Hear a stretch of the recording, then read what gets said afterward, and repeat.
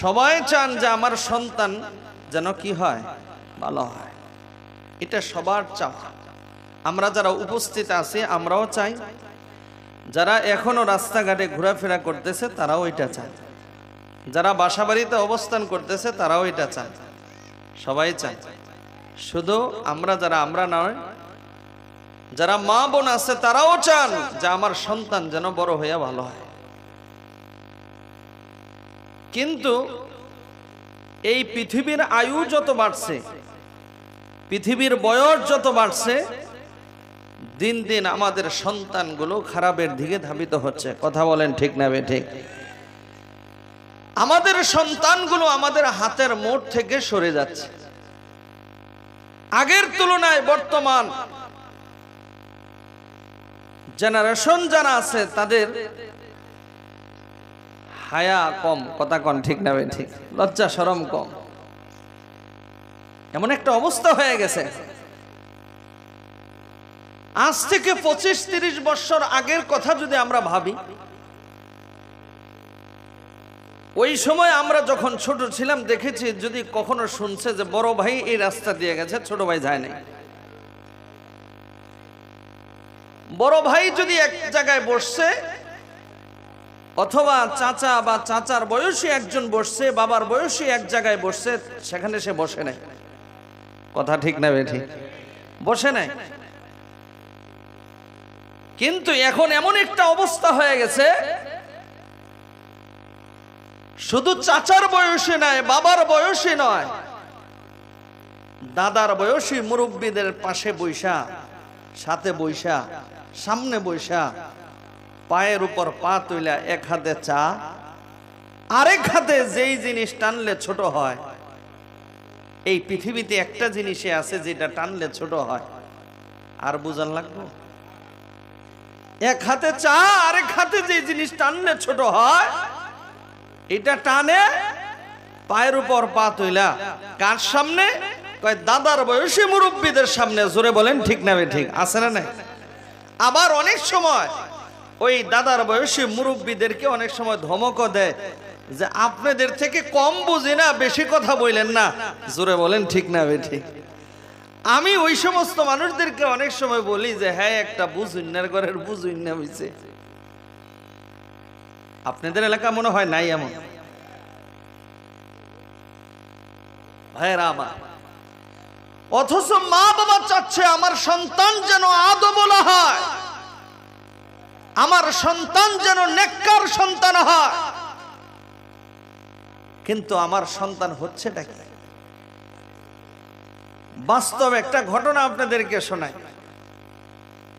ভাইরা আমার, 6-এ পড়ে একটা ছেলে, বর্তমান সময়ের কথা বলতেছে। এই ছেলেটার বয়স সর্বোচ্চ 11 থেকে 12। এই ছেলে স্কুল থেকে আইসা সরাসরি তার বাবার কাছে যায় বলতেছেন, আব্বা, আমি যে স্কুলে পড়ি, এই স্কুলে আমার সাথে একটা মেয়ে পড়ে, মেয়েটা দেখতে খুব সুন্দরী। কার সাথে বলতেছে? খোদ নিজের বাবার কাছে বলতেছে, ওই মেয়েটা দেখতে খুব সুন্দরী, তারে আমার পছন্দ হয়েছে, আমার চোখে বাইজা গেছে।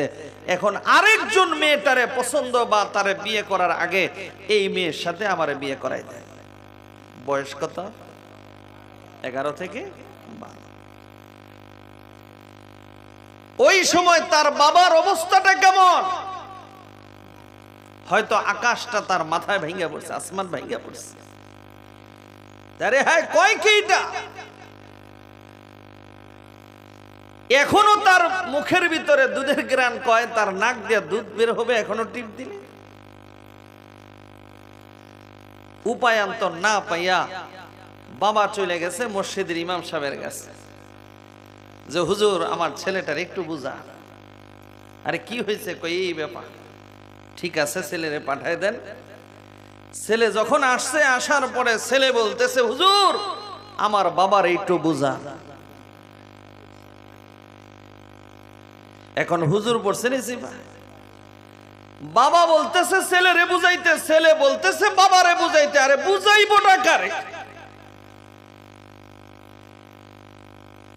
ভাইরা আমার, হুজুর আল্লাহওয়ালা মানুষ, বুজুর্গ মানুষ কয় বুঝাবুঝি পড়ে, তুমি একটা শর্ত মানতে হবে। কয় কি শর্ত বলেন? একটা নয়, প্রয়োজনে 10টা শর্ত মানবো, তো আমার এটা লাগবে। এবার হুজুর বলতেছেন তুমি 40 দিন তাকবীর উলার সাথে আমার পিছনে যদি তুমি নামাজ পড়ো, তাহলে পরে চিন্তা ভাবনা করে দেখবে। কই হুজুর শুধু 40 দিন না 140 দিন? কারে শুধু 40 দিন পর? ভাইরা আমার, ছেলেটা রাজি হয়ে গেল, 40 দিন তাকবীর উলার সাথে নামাজ পড়বে। হুজুরের ধারণা ছিল এমন, 40 দিন তাকবীর উলার সাথে নামাজ পড়লে আল্লাহ রাব্বুল আলামিন 2টা পুরস্কার দেন। 1 নাম্বার পুরস্কার হলো মুনাফিকের কাতার থেকে নাম কেটে যায়। 2 নাম্বার পুরস্কার হলো জাহান্নামীদের কাতার থেকে নাম কেটে জান্নাতীদের কাতারে লেখা হয়। হুজুর ভাবছে যে যদি 40 দিন তাকবীর উলার সাথে নামাজ পড়ে, হয়তোবা এই বুধ তার মাথা থেকে নামবে। ভাইরা আমার, চলতেছে নামাজ, ছেলেটাও আগে আগে নামাজ পড়ে, নামাজে চলে আসে, মসজিদে চলে আসে। যখন 38 দিন হয়ে গেল, ওই দিন ছেলেটা একটু আগে আগে চলে আসছে। হুজুর ভাবতেছে মনে হয় নামাজে তারে ধরছে, যেহেতু আগে আগে চলে আসছে। হুজুর ওই ছেলেটা হুজুরের হুজরার কাছে, রুমের কাছে যায় বলতেছে হুজুর ভিতরে ঢুকতে পারি? কেন নয়, আসো, কিছু বলবা? কহা হুজুর বলার জন্য আসছি, কি বলবা বলো। এবার ছেলেটা ডাক দেয়া কয় হুজুর আর তো বাকি 2 দিন, কাজে কি আপনি আনবেন না আমি আনতাম? ভাইরা আমার, আমাদের দেশের পরিস্থিতি এমন হয়ে গেছে এখন, কেউ কারো কথা মানে না, কেউ কারো কথা শোনে না। ছেলেগুলা বাবার কথা শোনে না, আবার মেয়েগুলা মা বাবার কথা শোনে না। এমন আছে না নাই? জোরে কন। অথচ পৃথিবীর সব মা বাবা চায় আমার সন্তান বড় হয়ে যেন ভালো হয়। ভালো হয় না কেন? এর কারণটা কি? আমাদের সমাজে একটা কথা আছে, এক হাতে, এক হাতে, আপনাদের এলাকায় কি কয়? তালি কয় না? মাশাআল্লাহ। কয় এক হাতে তালি বাজে না, 2 হাত লাগে। এখন আমাদের সমাজের এই সন্তানদের এই হালতের কারণ কি? শুধু কি সন্তানদের দোষ না, মা বাবারও কিছু আছে? ভাইরা আমার, আমি আপনাদেরকে অল্প সময়ের ভিতরে কিছু পয়েন্ট নিয়ে কথা বলবো। খোদার কসম, খোদার কসম, যদি আমরা এই হকগুলো আদায় করি, আমার সন্তান অবশ্যই অবশ্যই ভালো হবে। আমার সন্তান নেককার আবেদ জাহেদ হবে, আর এই সন্তান বড় হয়ে মা বাবার হক আদায় করবে। কোরআনুল কারীমের সূরা বনী ইসরাঈলের সেই প্রসিদ্ধ আয়াত, যে আয়াত নিয়ে আলোচনা অনেক শুনেছেন আপনারা, যে আয়াতের ভিতরে আল্লাহ রাব্বুল আলামিন সন্তান বড় হওয়ার পরে মা বাবার যে 6টা হক আছে, যে 6টা হকের কথা আল্লাহ তাআলা বলেছেন, এই আলোচনা অনেক শুনেছেন। কিন্তু অনেক মা বাবা এমন আছে যে সন্তানের উপরও যে কিছু হক আছে, তথা মা বাবার যে হকগুলো আছে, এই হকগুলো সম্পর্কে জানেই না, এই জন্যে আদায়ও করে না। এই কারণেই আমাদের সন্তানগুলো দিন দিন খারাপ হচ্ছে। ভাইয়েরা আমার, গর্তের ভিতরে ইঁদুর রেখে যেমন উপর দিয়ে লেপ দিলে কাজ হবে না, আগে ইঁদুরটা বের করতে হবে, এরপরে সেখানে লেপ দিলে কাজ হবে। জোরে বলেন ঠিক না বেঠিক?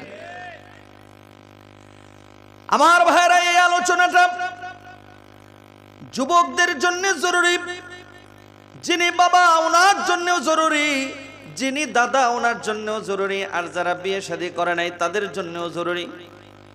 পুরুষ হোক মহিলা হোক, এই বয়সে সবার জন্য আলোচনাটা জরুরি।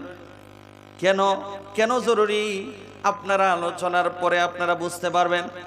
ভাইয়েরা আমার, আমি যদি চাই আমার সন্তানটা বড় হয়ে ভালো হোক, নিঃসন্দেহে এই সন্তানের জন্য ভালো একজন মা খুঁজতে হবে।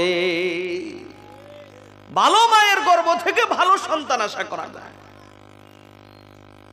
ভাইরা আমার, যে সমস্ত মহিলাগুলো বাজারে বাজারে ঘুরে, মার্কেটে মার্কেটে ঘুরে নিজের রূপ যৌবন দেখায়া যুবকদেরকে আকৃষ্ট করে, খোদার কসম ওই সমস্ত মায়ের গর্ভ থেকে ভালো সন্তান আশা করা যায় না। কারণ ছাগলের পেটে কখনো মৃগী নাভি হয় না। মৃগী নাভি হয় তো হরিণের পেটে। কথা কোন ঠিক না ঠিক? এবার আসেন আমার ভাই, শুধু মহিলা ভালো হলে হবে না, আপনি আমাকেও ভালো হতে হবে। আল্লাহ রাব্বুল আলামিন কোরআনুল কারীমের ভিতরে বলেন, আল খাবিসাতু লিল খাবিসিনা ওয়াল খাবিসুনা লিল খাবিসাত ওয়াত তাইয়িবাতু লিত তাইয়িবিনা ওয়াত তাইয়িবুনা লিত তাইয়িবাত। আমাদের শায়েখ আল্লামা হাসান জামিল হাফিজাহুল্লাহ হুজুর এর অর্থ করেন মাঝে মধ্যে এইভাবে কয়, আল্লাহ তাআলা যেন এই আয়াতটা এটাই বুঝায় যে জাসকাল লগে তেসকা, তুমি যেমন তোমার সাথে এমন আরেকজন। আমি এর একটা সহজ অর্থ বলি, আমাদের এলাকায় বলে এসার লগে তেসা মিলে, শুটকির লগে কি মিলে? আর ওজনে কহান আমি কই এটা আল্লাহ তাআলা যেন এই কথাটাই কোরআনের আয়াতের ভিতরে বলেন, এই তুমি যেমন হইবা তোমার সাথে কেমন আর একজন জোড়া মিলে রাখছে। বিশেষ করে ভাইরা আমার, আমাদের বর্তমান যুবকগুলো অনেক স্মার্ট, অনেক পণ্ডিত নিজেদেরকে মনে করে। অনেক মেয়েও আছে যারা নিজেদেরকে অনেক পণ্ডিত মনে করে, একসাথে 4 জন 5 জন 6 জনের সাথে রিলেশন করে, সম্পর্ক রাখে। তাদেরকে যদি জিজ্ঞাসা করা হয়, এই তুমি 5 জনের সাথে সম্পর্ক করতেছ, তুমি বিয়ে করবানি? কয় না না। আরে বিয়ে করবা কারে? কয় রাবিয়া বসরিয়ার মতো এমন একজন ভাইয়া। কয় তোর কপাল সুতার বাড়ি, এই তোর চরিত্র ঠিক নাই, তুই আবার রাবিয়া বসরিয়ার মতো মেয়ে কিভাবে পাবি? আরে তোর কপালে তো এমন আরেকটা কুত্তি আসবে। কথা কোন ঠিক না বেঠি? তুই যেমন কুত্তা, তোর কপালে আরেকজন এমন কুত্তি আসবে। জোরে বলেন ঠিক না বেঠিক? না রাগ হইছেন? ভাইরা আমার, আল্লাহ রাব্বুল আলামিন কোরআনুল কারীমের ভিতরে বলেন, আমি রব্বুল আলামিন খারাপের সাথে খারাপ, ভালোর সাথে ভালো, পুরুষের সাথে মহিলা, মহিলার সাথে পুরুষ, এই জোড়া মিলাই রাখছেন। জোরে জোরে বলেন কি? এরে যুবক তোমাদেরকে বলছি, আমার হাতে লম্বা চূড়ার সময় নাই। এরে যুবক তোমাদেরকে বলছি, আমাদের মুরব্বী যারা আছে, যারা দাদা আছে, দাদাদের সাথে একটু সম্পর্ক করো, তাদের সাথে একটু ফ্রি হও। দেখো আজ থেকে 25, 30, 40, 50 বছর আগে যখন বিয়ে শাদী করছে বা বিয়ে শাদী দিছে, সর্বপ্রথম গিয়ে দেখছে মেয়েটার নানি কেমন। মেয়েটার নানি যদি ভালো হয়, মেয়েটার মা ভালো হবে। যেই মেয়ের মা এবং নানি ভালো হয়, এই মেয়েটা ভালো হবে। কিন্তু বর্তমান প্রেক্ষাপটে যুবকরা নানি আর মার খবর তো দূরের কথা, মেয়েটা কেমন সেটারও খবরও নেয় না। অনেক ছেলেগুলো তো গিয়া দেখে মেয়েটা সাদানি। কথা ঠিক নেই, চামড়াটা সাদানি। যদি চামড়াটা সাদা হয় আর কোনো কথা নাই। অনেক সময় বগ্নিপতি বোনের কাছে এসে বলে যে এইটারে বিয়ে না করাইলে গু খেয়ে মইরা যাব। আরে গুনা বিষ আর কি, বুঝছেন নি আপনারা? আরে যুবক তোমাকে বলছি, আমাদের সমাজে, আমি জানি না এই এলাকার ভিতরে এই কথাটা আছে কিনা, আমাদের সমাজে একটা কথা আছে, উপর দিয়া ফিটফাট, এই জোরে গন, আপনারা যদি জানেন মাশাআল্লাহ, উপর দিয়া ফিটফাট, ভিতর দিয়া সদরঘাট। খোদার কসম, খোদার কসম, এমন একটা তোমার কপালে যদি ছুটে যায় তুমি শান্তি পাইবা না। আর ওই মেয়ের গর্ভ থেকে তুমি ভালো সন্তান আশা করতে পারো না। এরপরে আরেকটা কথা, আমি জানি না আপনাদের এলাকায় আছে কিনা, মুরব্বীদের জবান থেকে শোনা, কয় আরে নদীর পানি ঘোলা ভালো। এরপরে কি কয়? এই যে সবগুলা মুরব্বীরা কইছে, একটা যুবক কয় নাই যে হুজুর মইরা গেলেও কালাডারে বিয়া করতাম না। আরে যুবক, তার উপরটা যদিও হয় কালো, ভিতরটা যদি হয় ভালো, খোদার কসম এই মেয়ের গর্ভ থেকে ভালো সন্তান আশা করতে পারো, এই মেয়ের দ্বারা তুমি শান্তি আশা করতে পারো। কথা কোন ঠিক না ঠিক? ভাইরা আমার, এরপর আমি যেই মেয়ের গর্ভ থেকে ভালো সন্তান আশা করব, এই বিয়ে শাদীকে কেন্দ্র করে কত ধরনের গর্হিত কাজ হয় এই এলাকাত মনে হয় না। আমাদের নারায়ণগঞ্জ ঢাকা অঞ্চলে দেখা যায় বেশি। এই বিয়ে শাদীকে কেন্দ্র করে সর্বপ্রথম দেখা দেখি, কথা ঠিক নেই? আমি তো মাঝে মধ্যে বলি, কুরবানির গরু যেভাবে সাজায় গোজায়া ওই হাটের মধ্যে তোলে, টিপ্পা টিপ্পা দেখে লেজটা ঠিক আছে কিনা, কানটা ঠিক আছে কিনা, শিং ঠিক আছে কিনা, এটা সেটা ঠিক আছে কিনা।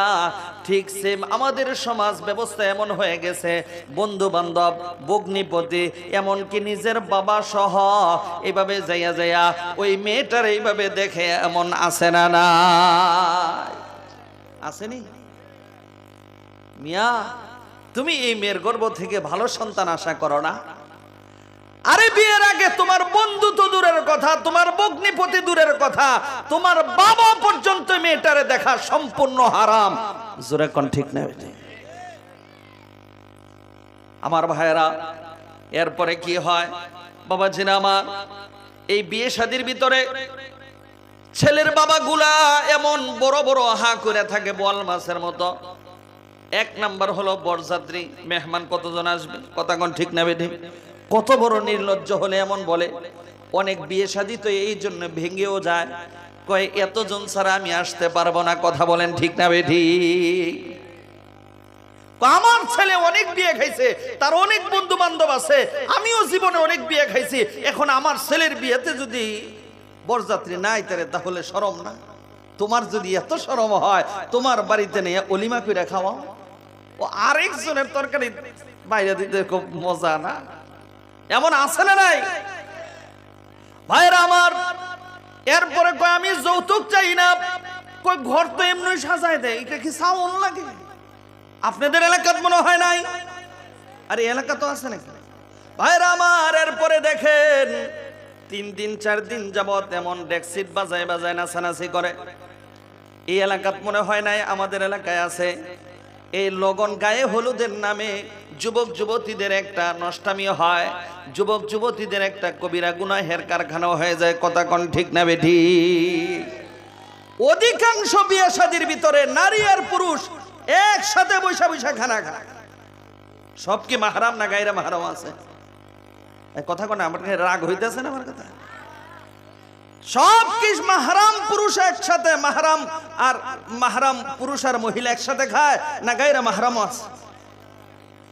ভাইরা আমার, আমি জানি না আপনাদের এলাকার অবস্থা কেমন, আমাদের এলাকার চিত্র আমি আপনাদের সামনে তুলে ধরছি। বাবা, ওই যে মগার বউ, গলার ভিতরে একটা হার ছড়া, এটার কি কয়, গলার হার, স্বর্ণের যে নেকলেসটা পড়ছে, কানের ভিতরে দুল পড়ছে, হাতের ভিতরে মালা পড়ছে, গলায় মালা পড়ছে। এখন এটি যদি মানুষ না দেখে তাহলে ফিন্দার দরকারটা কি? এই জন্য খুলে খুলে, এক কথা ঠিক না বেঠিক? এটি খোলা রাখে, এটা কমন একটা বিষয়, ঠিক না?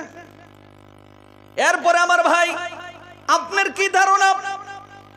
আপনার বউ নিয়ে আপনি বসছেন, ঠিক আছে, কিন্তু পরপুরুষের সাথে বসছেন, এদিক সেদিক অনেক লোক আছে, ওই যে দূরে থেকে মগায় দিকা করি, এটা কত বালা, আমার ঘরের দাদি কালা, কথা কন নাকি?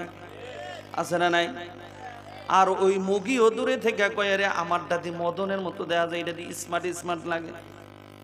কিছুদিন পরে হুজুরের কাছে এসে কয়, হুজুর ফানি ফরা দেন, তাবিজ দেন। আরে কি হয়েছে? কয় হুজুর মগায় না, আমার বউ লইয়া গেছে গা। এই জোরে বলেন ঠিক না বেঠিক? চলছে কি চলছে না এখন? এমন অবস্থা হয় কি হয় না? ছোট ভাই বড় ভাই বউ লয়ে গেছে গা, স্বাস্থ্য ভাইয়ের বউ লয়ে গেছে গা, অমুকের বউ লয়ে গেছে গা। আরে কেন? ওই যে তুমি তো সুযোগ করে দিছ। জোরে বলেন ঠিক না বেঠিক? ভাইরা আমার, এরপর কি হয়? যে মেয়েটার গর্ভ থেকে আমি ভালো সন্তান আশা করি, 1 লক্ষ বা 1.5 লক্ষ 2 লক্ষ টাকা দেন মোহর ধার্য করছে। আচ্ছা বলেন তো দেখি, এই দেন মোহরের মালিক কে? মেয়ে, কথা কোন ঠিক না বেঠিক? মেয়েরে একবারও জিজ্ঞাসা করে না, মেয়েরে তোরে 1.5 লক্ষ 2 লক্ষ টাকা দেন মোহর ধার্য করিয়া, তোর মোহরানা দিয়া আমরা তোরে বিয়ে দিতে চাই, তুই রাজি নি? আচ্ছা সেটা বাদ দিলাম। ভাইরা আমার, এরপরে কি করে যখন রেজিস্ট্রি হয়, যখন সরকারিভাবে যে বইয়ের ভিতরে লেখা হয় কয় 2 লক্ষ টাকা দেন মোহর, 50,000 টাকা উসুল। আরে 50,000 টাকা দিলি কবে? কই যে কাপড় চোপড়িটা সেটা নিয়ে আসছে। এখন আপনাদের কাছে আমার প্রশ্ন, এই টাকার মালিক হলো মেয়ে, আরেকজনের টাকা দিয়া তোমারে বাজার করতে কইছে কেডা? তোমারে বাজার করতে কইছে কে? আচ্ছা বাজার করছে 50,000 টাকা করে নিয়ে আসছে, বাকি হলো 1.5 লক্ষ টাকা। এখন 1.5 লক্ষ টাকা কেন? হের পুরো বাড়ি ঘর বিক্রি কইরাও 1.5 লক্ষ টাকা দিতে পারবে না। এখন বাসর ঘরে যায় সে আরেক দিকে ফিরে রইছে, যায় না। ওই যে হুজুরের কাছে শুনছে এই টাকা না দিয়া তার কাছে যাওয়া যাইতো না, শোন যাইতো না, ধরন যাইতো না।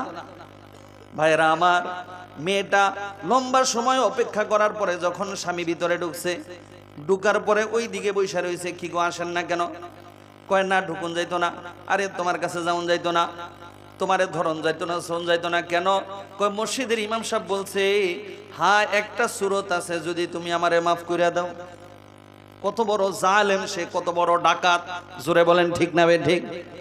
যেই মেয়েটা নিজের বাড়ি ঘর, নিজের মা বাবা আত্মীয় স্বজন সব কিছু ছেড়ে আসছে, এমনকি তার বাড়িতে একটা রুম আছে তার আলাদা, তার একটা খাট ছিল, বিছনা ছিল, তার কত কিছু ছিল, সব কিছু ছেড়ে দিয়ে আসছে এই জালেমটার জন্য। এখন এই জালেমটা ওই বাসর করে তার উপরও জুলুম করতেছে। কথা বলেন ঠিক না বেঠিক?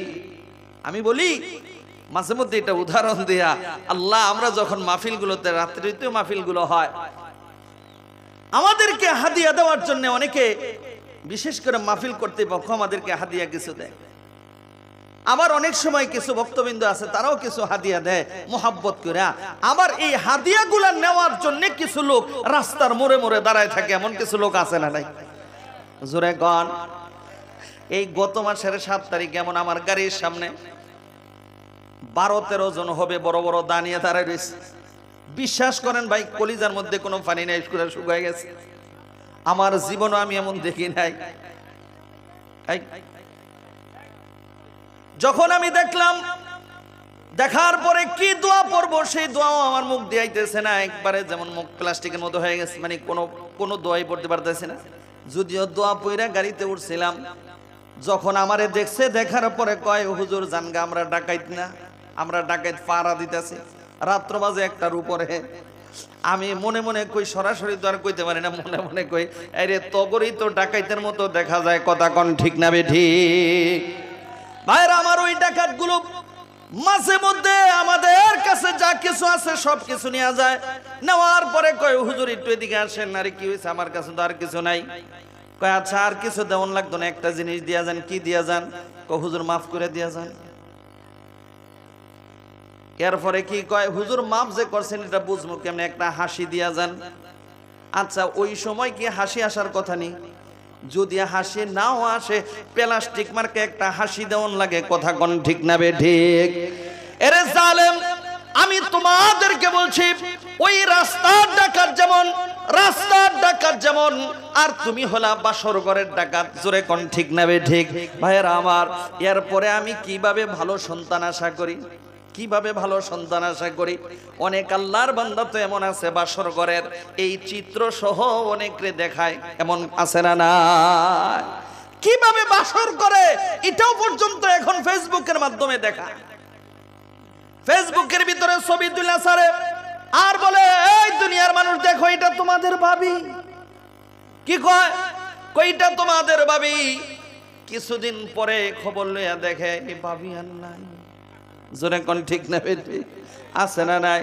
আমার ভাই, এই জন্য বাবারে 1 নাম্বার শর্ত হলো বা 1 নাম্বার হক হলো পৃথিবীর সমস্ত মা বাবার, সেটা হলো আমি সন্তানের জন্য ভালো একজন মা খুঁজতে হবে। আবেদা জাহেদা দেখে এমন একজন মেয়ে, কোরআন পড়ে কিনা, নামাজ পড়ে কিনা, পর্দা বসিদা মতো চলে কিনা, তার বংশমর্যাদা কেমন, বংশ কেমন, তার মা ভালো কিনা, এইভাবে দেখা এইভাবে তো দেখবো আমার নিজেকেও ভালো হতে হবে। তাহলে এক নাম্বার হক হলো নিজে ভালো হওয়া, নিজের সন্তান ভালো হবে। কথা বলেন ঠিক না বে ঠিক? আমাদের সমাজে একটা কথা আছে এমন, আমাদের সমাজে এই কথাটা খুব চলে, কয় বাপ বালা তার সন্তান বালা, বাপ বালা তার সন্তান বালা, মা বালা তার জি, গাই বালা যার দুধ, গাই বালা যার বাছুর বালা, দুধ বালা তার ঘি। কথা কোন ঠিক না বে ঠিক? আমার ভাইরা, এ বাবা, আমি যদি চাই আমার সন্তানটা ভালো হোক, এই জন্যে আমি সন্তানের জন্য যেমন মা খুঁজতে হবে, আমার নিজেকেও আগে ভালো হতে হবে। কারণ অনেক সময় দেখা যায় আম গাছ লাগাইয়া আম খাওয়া যায় না, কৃষি বিদেশা কয়টা বেড়া গাছ। কথা কোন ঠিক না বে ঠিক? আর তুমি মান্দার গাছ লাগাইয়া আম আশা করো, তোমার মতো বোকা আসমানের নিচে জমিনের উপরে আর কেউ হতে পারে না। এটা হলো এক নাম্বার হক। দ্বিতীয় নাম্বার হক হলো, ভাইরা আমার, পৃথিবীর সমস্ত মা বাবা বিয়ে শাদীর পরে সন্তান চায়। কথা কোন ঠিক না বে ঠিক? সব মা বাবা সন্তান চায়। এখন একটু জোরে জোরে বলেন তো দেখি, সন্তান দেওয়ার মালিক কে? না কোনো বাবা, কোনো মাজারে, এই কোনো জিন্দা বাবা মুর্দা বাবা? ভাইরা আমার, কোন ডাক্তার কবিরাজ না, না, গোটা পৃথিবীর সমস্ত মানুষ মিলেও, জিন্দা মুর্দা মিলেও একটা সন্তান দেওয়ার ক্ষমতা নাই। সন্তান দেওয়ার মালিক হলেন একমাত্র আল্লাহ। এই জন্যে সন্তান চাইতেও হবে আল্লাহর কাছে। কার কাছে? যেমনই ভাবে মুসলিম জাতির পিতা ইব্রাহিম আলাইহিস সালাম, ওনার সন্তান ছিল না। উনি তো পারতেন ওনার পূর্বে যে সমস্ত নবী রাসূল দুনিয়া থেকে চলে গেছেন, তাদের রওজার পাশে যাইয়া, তাই রওজার পাশে যাইয়া সন্তান চাইতেন। উনি তো জানেন না, না, সন্তান দেওয়ার মালিক হলেন আল্লাহ। এই জন্য উনি সন্তান চাইছেন আল্লাহর কাছে। শুধু কি সন্তান চাইছেন কয় না, আল্লাহর কাছে বলেছেন, রব্বি হাবলি মিনাস সালিহিন, আল্লাহ তুমি আমার নেককার সন্তান দান করো। ভাইরা আমার, এখানে আমরা যারা বাবারা আছি, অনেকের 2টা 3টা 4টা 5টা সন্তানের বাবা এখানে উপস্থিত। এমন কে বলতে পারবেন যে হুজুর, আমি আমার অমুক সন্তানের সময় আল্লাহর কাছে দোয়া করেছিলাম, আল্লাহ তুমি আমার নেককার সন্তান দান করো। হয়তো এখন মুস্কি একটা হাসি দিয়া এই কথাটাই বলবেন, হুজুর তখন কি মনে থাকে? এই কথা কন্যাকে কমন পড়ছে না যে হুজুর তখন কি আর মনে থাকে?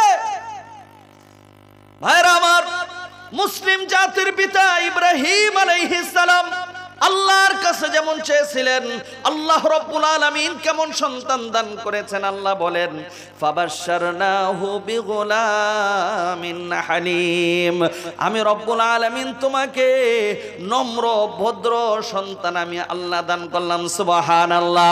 ভাইরা আমার, আল্লাহর কাছে সন্তান চাইলে আল্লাহ রাব্বুল আলামিন কেমন সন্তান দান করেন।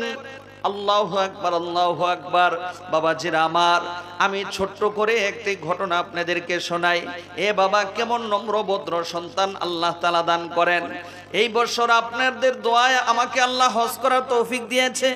আমাদের মুআল্লিম আমাকে ডাক দিয়া বলে, আনসারী সাহেব দেখেন ওই যে খুঁটিটা দেখা যায়, খুঁটিটা কই, কিসের খুঁটিটা? তখন উনি বলে, হুজুর মুসলিম জাতির পিতা ইব্রাহিম আলাইহিস সালাম যেখানে ওনার সন্তানের গলার ভিতরে ছুরি চালিয়েছিল, এই সেই জায়গা। ভাইরা আমার, আপনারা এই ঘটনা সকলেই জানেন। স্বপ্ন দেখেছে, সন্তানের কাছে অভিব্যক্তি চেয়েছিল, সন্তান তোমার মতামত কি? সন্তান তখন জবাব দিয়েছিলেন, আব্বা গো, আপনি হলেন আল্লাহর পয়গাম্বর, আমার জন্মদাতা বাবা, আল্লাহর পক্ষ থেকে যেমন আদিষ্ট হয়েছেন আপনি পালন করেন, নিঃসন্দেহে আমাকে আপনি ধৈর্যশীলদের মধ্যে একজন পাবেন। সুবহানাল্লাহ, সূরা কর। ভাইরা আমার, সন্তানও আল্লাহর রাস্তায় কুরবানি হওয়ার জন্য প্রস্তুত। বাবাও সন্তানের গলায় ছুরি চালাইতে প্রস্তুত, আল্লাহর রাস্তায় কুরবানি করতে প্রস্তুত। এমত অবস্থায় সন্তান বাবাকে ডাক দেয়া কয়, বাবা গো, ও বাবা, কিছুক্ষণের ভিতরে তো আপনি আমাকে আল্লাহর রাস্তায় কুরবানি করে দিবেন। এর পূর্বে আপনার কাছে আমার 3টা আবদার। কয়টা আবদার? এই জোরে কোন, কয়টা আবদার? 3টা আবদার। 1 নাম্বার আবদার হলো, বাবা আমি দেখেছি বয়সের কারণে আপনার শরীরের শক্তি কমে গেছে, দুর্বল হয়ে গেছে। আপনার শরীরে শক্তি কমে গেছে বাবা গো, ও বাবা, যেই ছুরি দিয়ে আপনি আমারে জবাই করবেন এই ছুরিটা একটু ভালো করে দাঁড় দিয়ে নিয়েন, কারণ একটা দাঁড়হীন ছুরি দিয়ে যদি আপনি বারবার আমার গলার ভিতরে ফোঁস দেন আপনার কষ্ট হবে বাবা গো, এই কষ্ট আমি সন্তান হইয়া বরদাস্ত করতে পারবো না। বাবার কষ্ট হবে এটা সন্তান বলে বাবা আমি সহ্য করতে পারবো না, আপনার যে কষ্ট হবে। ভাইরা আমার, দ্বিতীয় নাম্বার আবদার, বাবা আমার নিজের চোখে আমি দেখেছি হাঁস মুরগি গরু ছাগল উট দুম্বা বেড়া যখন জবাই করা হয়, যখন তাদের ভিতর থেকে রূহটা বের হয় লাফালাফি করতে থাকে, ছটফট করতে থাকে, হাত পা নড়াচড়া করতে থাকে গো বাবা। ও বাবা, যখন আপনি আমারে জবাই করবেন আমার ভিতর থেকে যখন রূহ বের হবে বাবা গো, আমারও জানতে না জানি আমার হাত পা নড়াচড়া করে, ছটফট করতে থাকে, লাফালাফি করতে থাকে। আর যদি আপনার শরীরের ভিতরে আমার হাত লেগে যায়, আপনার শরীরের ভিতরে যদি আমার পা লেগে যায় তাহলে বেয়াদবি হয়ে যাবে বাবা গো। এই চেহারাটা আমি আল্লাহর সামনে কিভাবে দেখাবো? এই জন্য আমার 2 নাম্বার আবদার হলো আমাকে জবাই করার পূর্বে আমার হাত পা ভালো করে বেঁধে নেন। আর আমার 3 নাম্বার আবদার, বাবা পৃথিবীর কোনো বাবা এটা পারবে না কলিজার টুকরা সন্তানের গলার ভিতরে ছুরি চালাইতে। বাবা গো, আমি তো আপনার কলিজা ছেঁড়া সন্তান, আল্লাহর কাছ থেকে আপনি চাইছে আমারে আনছেন বাবা গো, বৃদ্ধ বয়সে আমারে আপনি আল্লাহর কাছ থেকে পাইছেন। আপনি যখন আমারে জবাই করতে আসবেন আমি আপনার চোখের দিকে ফেল ফেল দৃষ্টিতে তাকাই থাকবো, আপনিও আমার দিকে তাকাই থাকবেন, মোহাব্বত কাজ করবে, মোহাব্বত কাজ করবে বাবা গো। পৃথিবীর বাবারা তো এমন হয় না, বাবারা তো এমন হয় সন্তানের মুখের দিকে তাকাইয়া গোটা জিন্দিগিটা তিল তিল করে শেষ করে দেয়। জোরে বলেন ঠিক না বেঠিক? ভাইরা আমার, এবার সন্তান ডাক দেয়া কয়, বাবা আপনার কাছে আমার 3 নাম্বার আবদারও হলো যখন আপনি আমার জবাই করবেন এই জবাই করার পূর্বে আপনার চোখটা ভালো করে বেঁধে নেন, আমাকে এইভাবে না শোয় আমার উপত করে শোয়ান, তাহলে আপনিও আমাকে আল্লাহর রাস্তায় কুরবানি করতে সহজ হবে, আমিও আল্লাহর রাস্তায় কুরবানি হইতে সহজ হব। জোরে কোন সুবহানাল্লাহ। আমার ভাইরা, এই জন্য পৃথিবীর সমস্ত মা বাবাদের হক হলো এটা যে সন্তান চাইতে হবে আল্লাহর কাছে আর নেককার সন্তান চাইতে হবে। করবো তো ইনশাআল্লাহ, করবো তো ইনশাআল্লাহ। আমার ভাই এবার আসেন, 3 নাম্বার হক হলো আল্লাহু আকবার, যখন সন্তান মা বাবার মায়ের গর্ভে চলে আসে মা বাবা উভয়কে তখন তাকওয়া পরহেজগারি বাড়াই দিতে হয়, তাকওয়া পরহেজগারি বাড়িয়ে দিতে হয়, কারণ ওই সময় মা বাবা যেমন হয় সন্তানের উপরে আসর পড়ে। এই জন্য আমার ভাই এখানে যারা আছেন অনেকের নিয়ত করেছেন যে হুজুর আমি আমার সন্তানকে হাফেজ বানাইতে চাই। বাবারে আমার, ছোট্ট করে একটা আমলের কথা বলে দিয়ে যায়, যখন আপনার স্ত্রীর গর্ভে সন্তান থাকে ওই সময় আপনার স্ত্রীকে বলবেন সূরা ইয়াসিন তেলাওয়াত বেশি বেশি করতে। আল্লাহর নবী বিশ্ব নবী বলেন, কোন মা যদি সন্তান গর্ভ নিয়ে বেশি বেশি সূরা ইয়াসিন তেলাওয়াত করে ওই মায়ের গর্ভের সন্তানকে হাফেজে কোরআন বানাই দিবেন কে? আমার ভাই, কোরআন পড়লে যদি সন্তানের উপর আসর পড়ে, আচ্ছা যারা সারাদিন ফেসবুক ঠেলে এরা আসর পড়তো না? যারা সারাদিন নাটক সিনেমা দেখে, অশ্লীল বেহায়াপনা দেখে, গেমস খেলে, এই নাটক ফাটক সিনেমা ইত্যাদি কৌতুক ইত্যাদি টিকটক দেখে, আচ্ছা তাদের কি এমন আসর পড়বে কি পড়বে না? এই জোরে কন। এই জন্য মাঝে মধ্যে দেখা যায় ছোট ছোট বাচ্চারা মোবাইল এত বুঝে, আমাদেরকে মাঝে মধ্যে আমাদের কাছে এসে কয়, হুজুর আপনি তো জানেন না আমার 3-4 বছরের মাইয়াটা মোবাইল যেই বুঝেও।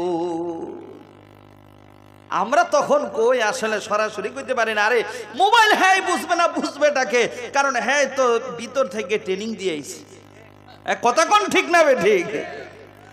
ভাইরা আমার, মা বাবা উভয়কে তাকওয়া পরহেজগারি বাড়াই দিতে হয়। কোনো প্রকার গুনাহের কাজ করা যাবে না, হারাম খাবে তো দূরের কথা, কোনো সন্দেহযুক্ত কোনো খাবারও খাওয়া যাবে না।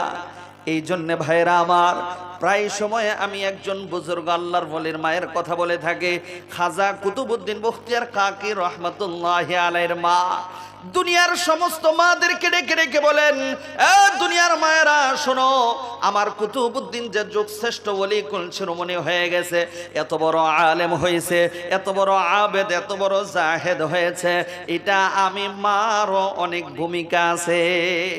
কয় কেমন ভূমিকা জানো নি?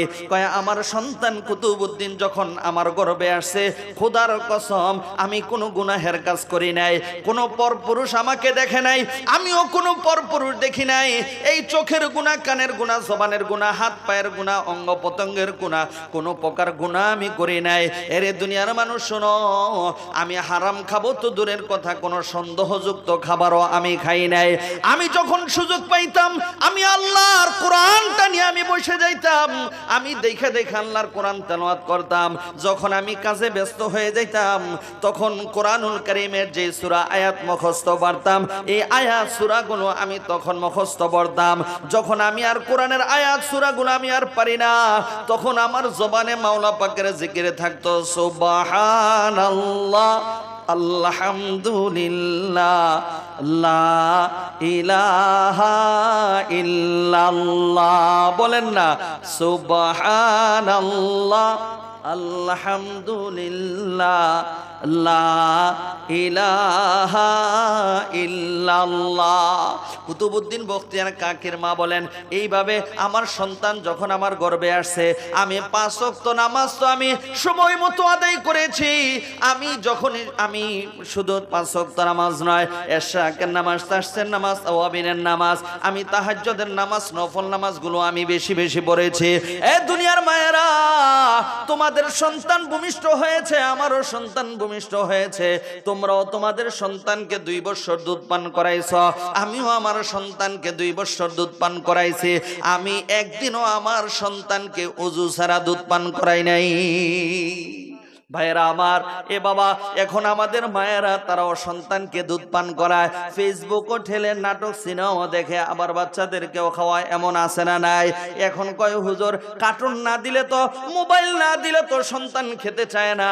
এরে বাবা, আমাদেরও তো সন্তান আছে, কই আমরা তো কোনোদিন আমাদের সন্তানের সামনে কার্টুন দিয়ে খাওয়ান লাগে না। এই জোরে কোন ঠিক না ঠিক?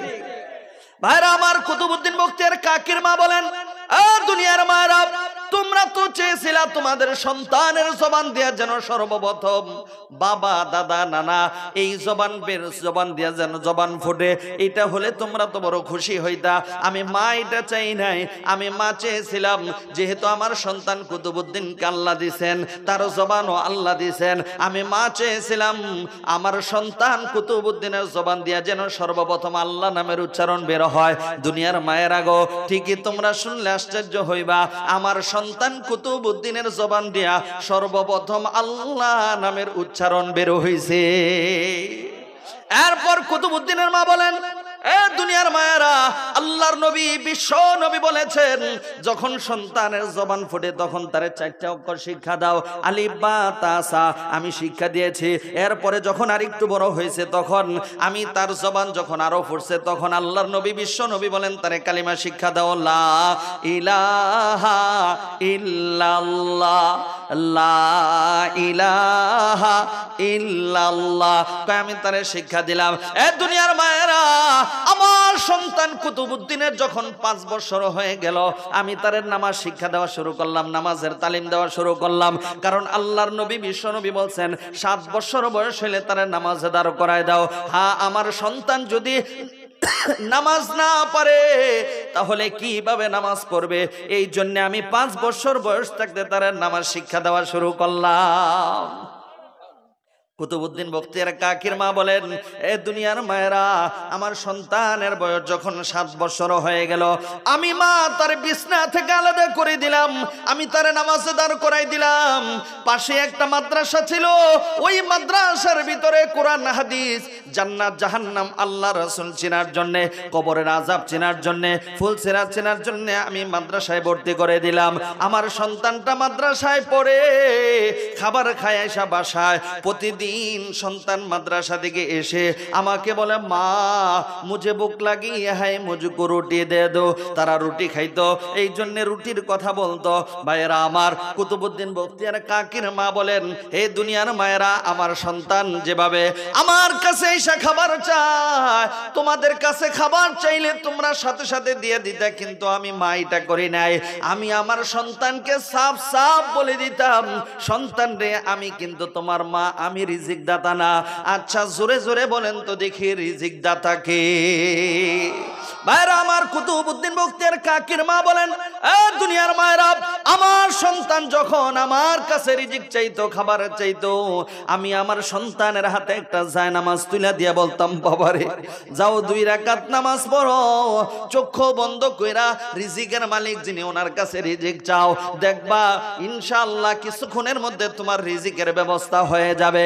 কুতুবউদ্দিন বখতিয়ার কাকির মা বলেন, এ দুনিয়ার মায়েরা, আমার সন্তান যখন 2 রাকাত নামাজ পড়ে চক্ষু বন্ধ করে যখন আল্লাহর কাছে রিজিক চায়, আল্লাহ মুঝে ভুক লাগি হায় মুঝকো রুটি দে দো, তখন আমি কৌশলে আমার সন্তানের জায়নামাজের নিচে, মুসাল্লার নিচে আমি খাবার দিতাম।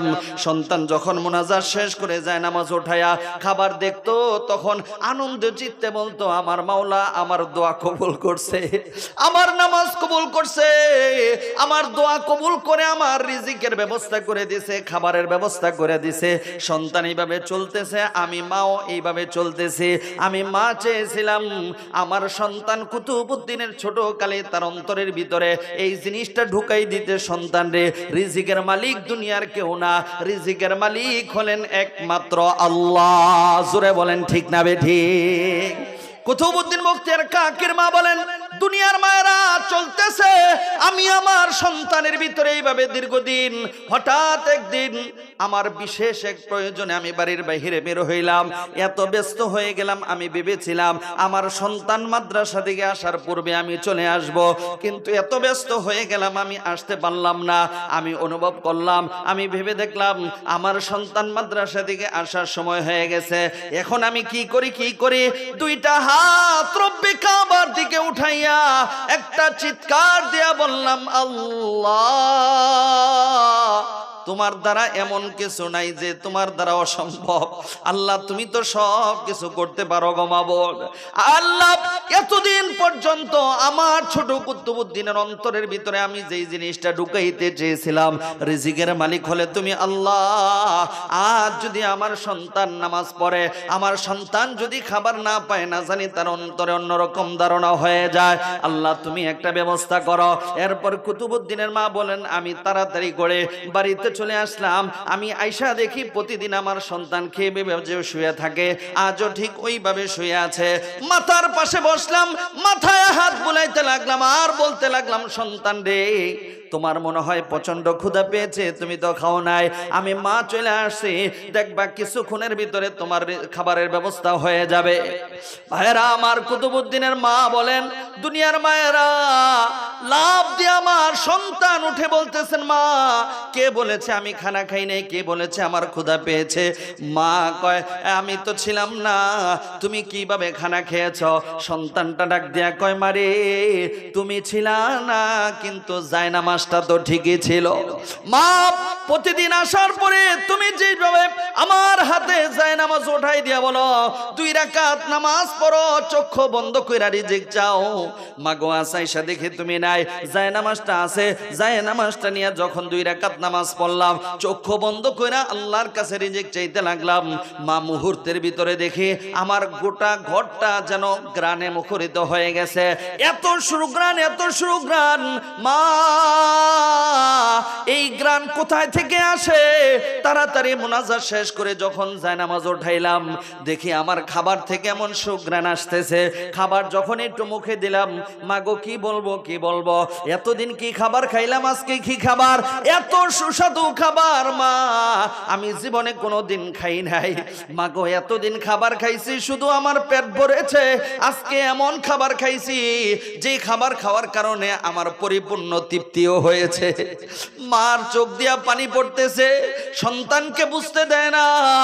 পাশের রুমে যায়া সিজদায় পড়ে কান্দে আর বলে, আল্লাহ দুনিয়ার মানুষ বুঝুক আর না বুঝুক, আল্লাহ দুনিয়ার মানুষ জানুক আর না জানুক, আল্লাহ আমি বুঝা ফেলাইছি, আল্লাহ তুমি আমার সন্তানকে দুনিয়ার কোনো খাবার খাওয়াও নাই, আল্লাহ গো আমি বুঝা ফেলাইছি তুমি আমার সন্তান কুতুবউদ্দিনকে জান্নাতি খাবারের ব্যবস্থা করছো। জোরে কোন সুবহানাল্লাহ। এই জন্য আমার ভাই ওনার জীবনী তালাশ করলে দেখবেন আল্লাহু আকবার, ওনার নামের শেষে যে কাকি, কুতুবউদ্দিন বখতিয়ার কাকি লেখে, আরবিতে রুটিকে কাকি বলা হয়।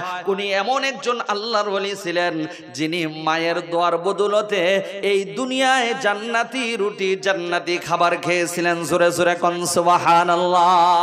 আমার ভাই এই জন্য প্রত্যেকটা মা বাবার জন্য 3 নাম্বার হক হলো এটা, যা আমার সন্তান যখন মায়ের গর্ভে আসে, সন্তান যখন গর্ভে আসে তখন মা বাবা উভয়কে তাকওয়া পরহেজগারি বাড়িয়ে দিতে হয়।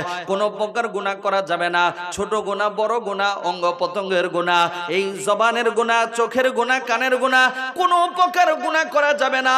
ওই সময় মা বাবা যেমন করে সন্তানের উপর তেমন আসর পরে। কথা বলেন ঠিক না বেঠিক? আমার ভাই এই হকগুলো যখন আমরা আদায় করব, আমার সন্তান ভালো হবে, আমার সন্তান আবেদ হবে, আমার সন্তান বড় হইয়া আমারও হক আদায় করবে। কথা কোন ঠিক না বেঠিক? আরো জোরে কোন ঠিক না বেঠিক? আল্লাহু আকবার। আমার ভাই সন্তান যখন দুনিয়াতে আসে, ছেলে হোক মেয়ে হোক, ডান কানে আজান বাম কানে কামত দিতে হয়। কথা কোন ঠিক না বেঠিক?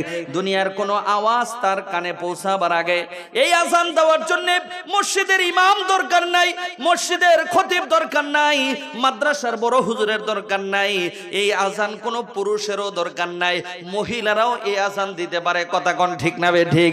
এই জন্য প্রত্যেকটা মার জন্য আমি বলি, প্রত্যেকটা মার জন্য এই আজানে কামত সহি শুদ্ধ করে শিখার দরকার আছে না নাই? আমার ভাই এটাও সন্তানের হক। বাবাজিরা আমার, এরপরে সন্তানদের তাহনিক করানো। কি করানো? তাহনিক করানো। আল্লাহওয়ালা বুজুর্গের কাছে নেওয়া। এখন তাহনিক কারে অনেক আল্লাহর বান্দা জানেও না। শুধু এতটুকু বলছি, বাবারে 7 দিন হয়ে গেলে সন্তানের আরো কিছু হক আছে। বাবাজি আমার, সন্তানের চুলগুলা চেঁচে দেওয়া, এই চুলগুলা শুকাইয়া ওজন দেওয়া, যদি তৌফিক ভালো হয় স্বর্ণ অথবা রূপা অথবা এই পরিমাণ টাকা আল্লাহর রাস্তায় সাদাকা করে দেওয়া। সন্তানের ইসলামের দৃষ্টিতে সুন্দর নাম রাখা, অর্থবোধক সুন্দর নাম রাখা। আমার ভাই এই নামের উপর আকিকা দেওয়া, যদি ছেলে হয় 2টা, মেয়ে হয় 1টা। ভাইরা আমার, এ বাবা শোনেন, একটু খেয়াল করেন আমার কথাগুলো। বাবাজিরা আমার, হ্যাঁ 7 দিনের দিন দেওয়া উত্তম, এরপরে দেওয়া হলো 14 দিন, এরপরে হলো কি 21 দিন। আচ্ছা, এইভাবে আকিকা দিয়ে দেওয়া। আমার ভাই, এরপরে কি করা? সন্তান যখন আস্তে আস্তে বড় হয়, বাবারে তারে দ্বীনি শিক্ষা দেওয়া, দ্বীনি শিক্ষা দেওয়া, কোরআন হাদিস শিক্ষা দেওয়া, জান্নাত জাহান্নাম তারে চিনানো, আল্লাহ নবীজি তারা চিনানো, পরকালের আযাব সম্পর্কে তারে ধারণা দেওয়া। এইভাবে সন্তান যখন 7 বছর হয়ে যায়, এর ভিতরে তো বলেছি সন্তানের জবান যখন ফুটবে তারে ওই আলিফ বা তা সা শিক্ষা দেওয়া, তারে কালিমা শিক্ষা দেওয়া, এই তারে নামাজে দাঁড় করায় দেওয়া 7 বছর। তারপরে তার মা বাবার বিছনা থেকে আলাদা করে দেওয়া। বাবাজিরা আমার, তারে কোরআন শিক্ষা, হাদিস শিক্ষা দেওয়া। এই সন্তান যখন বড় হয়, ছেলে হোক মেয়ে হোক, তখন মা বাবার শুধু এই 2টা চোখ নয়, 54টা চোখ লাগে। 4টা চোখ কিভাবে?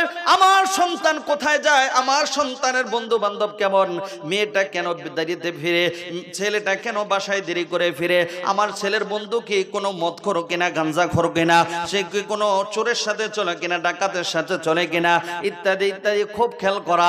ছেলে যখন মেয়ে যখন বয়স্ক হয়ে যাবে, তার বয়স হয়ে যাবে, তখন তারে বিয়ে করে দেওয়া, বিয়ে দিয়ে দেওয়া। কথা কোন ঠিক না বেঠিক? এই হকগুলো যদি আমরা আদায় করি, আমাদের সন্তানও বড় হইয়া আমাদের হক আদায় করবে।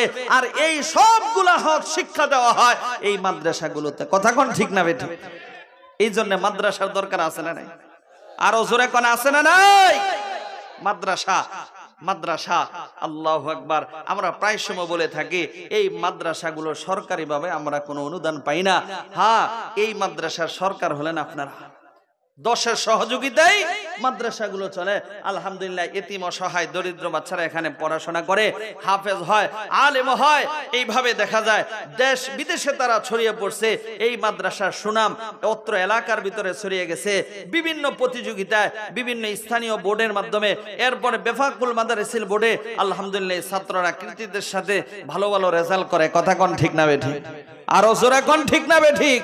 এই মাদ্রাসায় যার যেমন সামর্থ্য আছে এই সামর্থ্য অনুযায়ী আপনারা সহযোগিতা করবেন তো ইনশাআল্লাহ? জোরে কোন করবেন তো ইনশাআল্লাহ? কে কে করবেন একটু হাত তুলে দেখান তো দেখি। নারে তাকবীর।